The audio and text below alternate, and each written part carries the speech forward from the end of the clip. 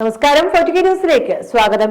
ബി.ജെ.പിയും ആർ.എസ്.എസും തമ്മിലുള്ള തർക്കങ്ങളും സ്വരച്ചേർച്ചകളുമെല്ലാം തന്നെ രാജ്യത്ത് വലിയ ചർച്ചകൾക്ക് വഴിവെച്ച കാര്യമായിരുന്നു. ആർ.എസ്.എസ് ബി.ജെ.പിയെ തള്ളിപ്പറഞ്ഞതും ബി.ജെ.പി ഇപ്പോൾ ശക്തരാണെന്നും അതിനാൽ തന്നെ ബി.ജെ.പിക്ക് ഇനി മുൻപോട്ടു പോകാൻ ആർ.എസ്.എസിന്റെ പിന്തുണ ആവശ്യമല്ലെന്നും ജെ.പി. നദ്ദ പറഞ്ഞതും വലിയ വിവാദങ്ങൾക്ക് വഴിവെച്ചിരുന്നു. മാത്രമല്ല, ബി.ജെ.പിയുടെ പതനത്തിൽ അവരെ ഏറ്റവും കൂടുതൽ വിമർശിച്ചിരുന്നത് ആർ.എസ്.എസും ആയിരുന്നു. ഇപ്പോഴിതാ പരസ്പരമുള്ള തർക്കങ്ങളും തള്ളിപ്പറയലും എല്ലാം അവസാനിപ്പിച്ച് ആർ.എസ്.എസിനെയും ഒപ്പം കൂട്ടാനുള്ള ഒരുക്കത്തിലാണ് മോദി. അതിന്റെ ഭാഗമായി സർക്കാർ ജീവനക്കാർ ആർ.എസ്.എസിന്റെ ഭാഗമാകാൻ പാടില്ലെന്ന വിലക്ക് നീക്കിയിരിക്കുകയാണ് കേന്ദ്ര സർക്കാർ. 58 വർഷം പഴക്കമുള്ള വിലക്കാണ് നീക്കിയിരിക്കുന്നത്. അതിന്റെ ഉത്തരവ് കോൺഗ്രസ് പുറത്തുവിട്ടിട്ടുമുണ്ട്. Personnel and training department July 9 പുറപ്പെടുവിച്ച ഉത്തരവിന്റെ പകർപ്പ് മുതിർന്ന കോൺഗ്രസ് നേതാവ് ജയറാം രമേശാണ് എക്സിൽ പങ്കുവച്ചിരിക്കുന്നത്.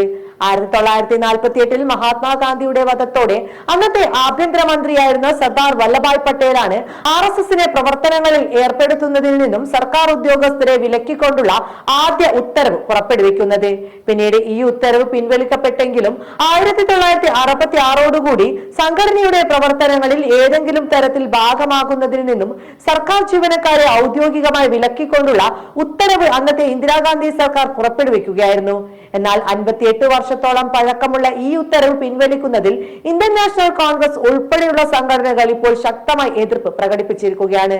തെരഞ്ഞെടുപ്പിലുണ്ടായ തിരിച്ചടിക്ക് പുറമെ ആർ.എസ്.എസും പ്രധാനമന്ത്രി നരേന്ദ്രമോദിയും തമ്മിൽ തുടരുന്ന തർക്കങ്ങളുടെ പശ്ചാത്തലത്തിലാണ് മോദി ഇപ്പോൾ ഇങ്ങനെയൊരു നീക്കം നടത്തിയിരിക്കുന്നത് എന്നും തർക്കങ്ങൾ അവസാനിപ്പിച്ച് ആർ.എസ്.എസുമായുള്ള ബന്ധം മെച്ചപ്പെടുത്തുകയാണ് മോദിയുടെ ലക്ഷ്യമെന്നുമാണ് കോൺഗ്രസ് പ്രധാനമായും മുൻപോട്ട് വെക്കുന്ന ആരോപണം. ലോക്സഭാ തെരഞ്ഞെടുപ്പിന് ശേഷം വഷളായ ആർ.എസ്.എസിന്റെയും നരേന്ദ്രമോദിയുടെയും ബന്ധം ബലപ്പെടുത്തുന്നതിനായാണ് ഈ നീക്കമെന്നാണ് ജയറാം രമേശ് പറയുന്നത്.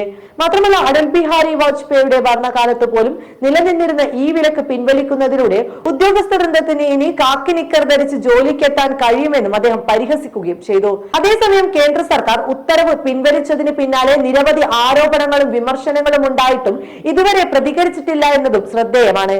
മാത്രമല്ല, ബി.ജെ.പി നേതാവ് അമിത് മാളവ്യ ഉത്തരവ് എക്സിൽ പങ്കുവെച്ചെങ്കിലും പിന്നീട് അത് പിൻവലിക്കുകയാണ് ചെയ്തത്. എന്തായാലും ഇന്ത്യൻ രാഷ്ട്രീയത്തിൽ നിരവധി തവണ തർക്കവിഷയമായിട്ടുള്ള ഒരു സംഘടനയാണ് ആർ.എസ്.എസ്. അതിനാൽ തന്നെ പല കാരണങ്ങളാൽ പലതവണ ഇന്ത്യയിൽ നിരോധിക്കപ്പെട്ട ആർ.എസ്.എസ് സംഘടനയുമായി ബന്ധപ്പെട്ട് കേന്ദ്രം പുറപ്പെടുവിച്ച ഈ ഉത്തരവ് വരും ദിവസങ്ങളിൽ വലിയ ചർച്ചകൾക്ക് വഴിവെച്ചേക്കുമെന്നത് സംശയമില്ല.